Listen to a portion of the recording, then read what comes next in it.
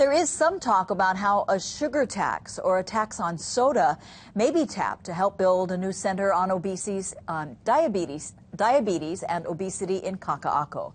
KITV4's Catherine Cruz has details about the project and are just beginning to emerge.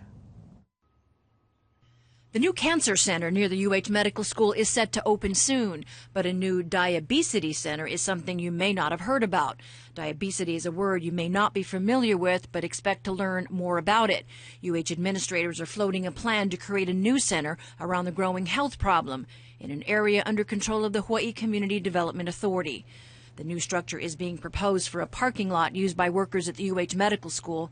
UH is asking for $27 million in funding for design and feasibility studies to launch their latest endeavor. The university does have a conditional lease on this lot. It has until August of next year to come up with the formal proposal to the HCDA for a research center. Manoa Chancellor Tom Apple briefed UH Regents on the tentative plans at a meeting this week and has been talking about the proposal in town hall meetings with deans and directors. The Faculty Senate has raised some concerns that the life science departments who may be affected have not been involved in the talks. The news of a diabesity center came as a surprise to a community watchdog planning group for Kaka'ako Makai.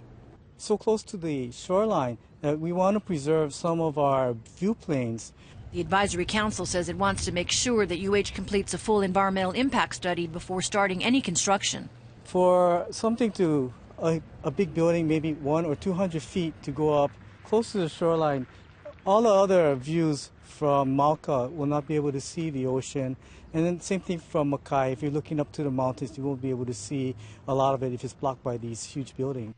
The university hopes to use an earlier environmental assessment that HCDA conducted in the general area to get the project going sooner than later.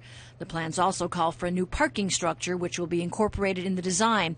An additional $17 million in design monies is included in the draft budget.